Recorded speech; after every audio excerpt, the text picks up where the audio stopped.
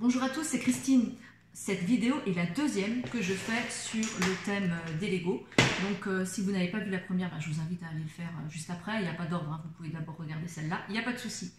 Donc dans cette deuxième vidéo, je vais vous donner d'autres activités à faire avec vos enfants de maternelle avec des Lego.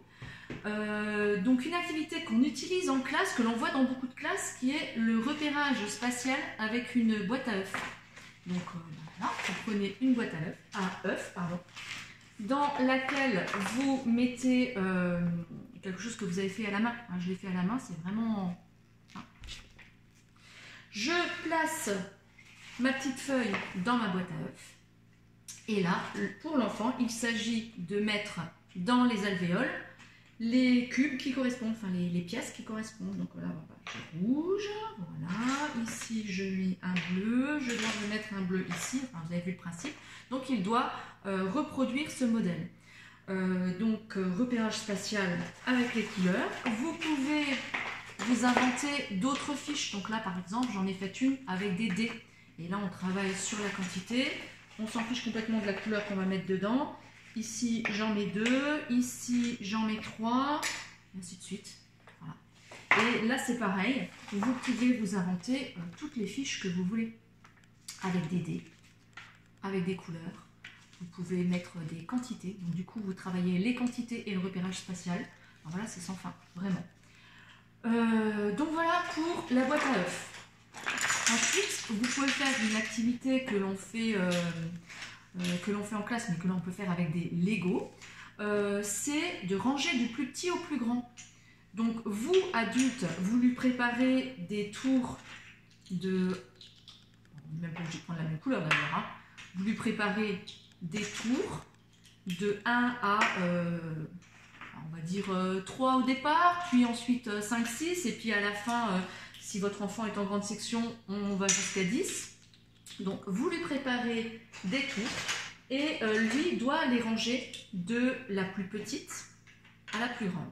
Hop, dans le sens là, ça fait comme ça, comme ça, comme ça. Alors, vous lui ferez remarquer que ça forme un escalier. Voilà, qu'à chaque fois, on ajoute un. Donc, il peut s'entraîner. Alors, il peut le faire là comme ça, il peut le faire ici à plat sur la table, d'essayer de ranger du plus petit au plus grand ou du plus grand au plus petit. On peut aussi comparer des quantités. Alors, une activité que j'ai en classe également.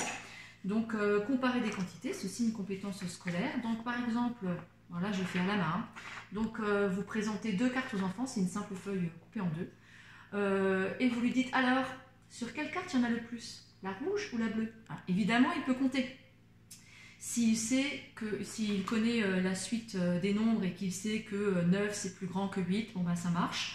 Là en l'occurrence j'ai fait 8 et 7. Bon, s'il sait que 8 et 7, enfin s'il sait comparer 8 et 7, il n'aura peut-être pas besoin de ça. Mais s'il ne sait pas, ça peut être intéressant. Il a ça. Bon ben comment on va faire pour savoir? Eh bien je prends des cubes bleus et j'en place un sur chaque croix. Hop, hop, hop, hop. Lors d'un atelier dans ma classe. Ensuite, il place des cubes rouges sur les cases rouges. Voilà. Et pour savoir sur quelle carte il y a le plus d'objets, eh bien, tout simplement, on assemble les cubes. Donc, on n'a pas besoin finalement de savoir que c'est 7, 8, 9, 12 ou 3000. On place, on refait les tours. Et voilà.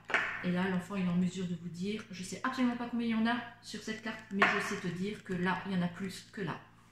Donc, comparaison de quantité, du coup, ça peut être même jouable avec des enfants qui ne savent pas compter jusque-là, parce qu'il n'y a pas besoin de savoir compter. Là, il s'agit de comparer. On peut aussi faire des compléments. Donc, on travaille les compléments. Alors, les compléments, on va commencer avec des compléments à 5. Voilà, j'ai 5 cubes orange, 5 Lego orange, et ça va être ma tour témoin. Voilà. Et on va demander à l'enfant de compléter tout ordre. Vous lui préparez, hop, une tour de 1, une tour de 2, une tour de 3, une tour de 4, et d'ailleurs même une tour de 5. Hop. Et lui, il va devoir compléter ses tours, là, pour qu'elles fassent toutes 5 de haut. Donc ce qui est intéressant, c'est de ne pas avoir la tour témoin forcément tout de suite à côté. La tour témoin, elle est juste là pour vérifier. Du coup, ça, il peut le faire en autonomie. Allez hop, on prend des bleus. Il se dit, bon, bah celle-là, j'en ai déjà 2. Allez hop, je vais en rajouter 2. Imaginons, hein, il se trompe, parce que le but, c'est aussi ça. On se trompe, on essaye, on recommence.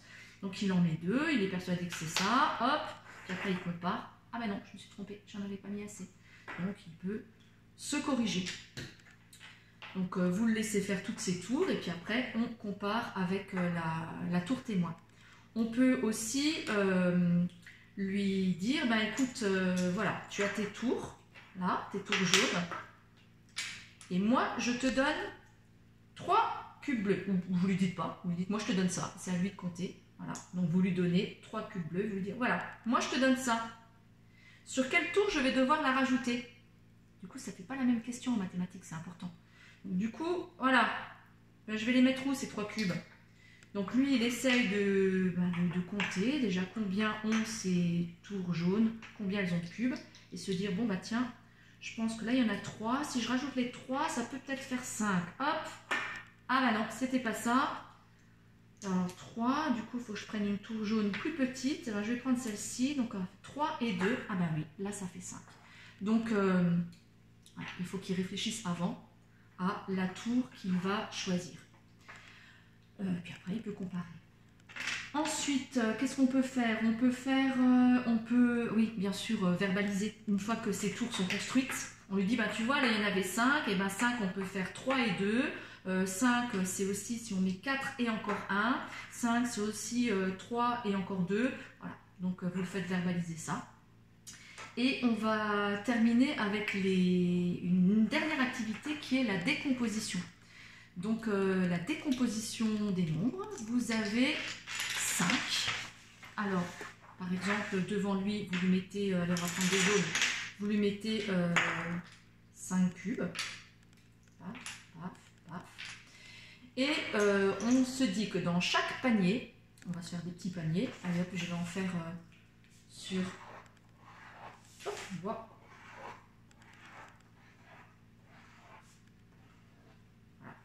J'en fais 7 parce qu'il me semble qu'avec ce jeu-là, il y a 7 possibilités.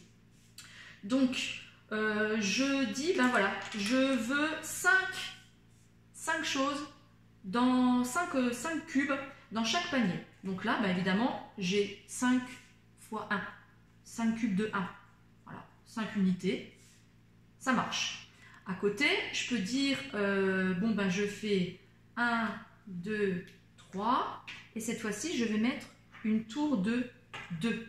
Et là, ça marche aussi. 2, et encore 1, et encore 1, et encore 1. Ça fait 5. Pour que votre enfant fasse cette activité, il faut que vous lui prépariez au départ, lui, il n'a pas du tout le droit de casser les tours. Vous lui préparez que des unités avec 1. Vous lui préparez plein de petites tours de 2. Voilà, avec une autre couleur, donc le rouge. Vous lui préparez plein d'autres tours, encore avec une autre couleur, de 3. Qu'est-ce que j'ai pas? J'ai pas de bleu. Donc encore des tours avec 4. Voilà. On va mettre aussi du 5. 1, 2, 3, 4, 5. Voilà. Donc vraiment, j'insiste, il ne faut pas qu'il enlève les cubes. On va dire que ça, c'est collé. Pas le droit d'y toucher. Et avec tout ça, je veux 5. On pourra les casser quand ils sont là-dedans. Je veux à chaque fois 5 dans chaque panier. Je veux 5. Alors évidemment, il y a la fameuse tour. C'est là, en blanc. Hop, 5. Je peux faire ça. Je peux mettre dans mon panier, je peux mettre ça. Mais si je mets une tour comme ça, j'en ai que 4. Donc il va me manquer quelque chose. Il va me manquer 1. Donc je mets celle-là. Je peux très bien mettre 3, mais du coup il va me manquer 2. Alors 2, soit je mets déjà un rouge, soit, alors voilà, ça c'est une solution. Je peux aussi avoir la solution où je prends un vert et je mets 2 jaunes. Voilà, parce qu'un vert c'est 3, plus encore un, ça fait 5 aussi. Donc voilà, j'essaie toutes mes solutions. Une fois que toutes mes solutions, enfin voilà, je pense avoir trouvé, à ce moment-là, je peux défaire mes tours et recompter à chaque fois si j'ai bien 5 objets dans chaque boîte. Et après, on peut s'entraîner en essayant de trouver toutes les solutions pour faire 6, 7, 8, jusqu'à 10. J'espère que cette deuxième vidéo vous aura aidé, que ça vous aura donné des idées. N'hésitez pas à le faire. Si vous êtes dans ma classe, n'hésitez pas à m'envoyer des photos. Et sinon, je vais aussi mettre ces vidéos sur mon compte Facebook. Je vais le mettre en description. Et si vous voulez me montrer vos résultats de défi, ce serait avec un grand plaisir. Au revoir!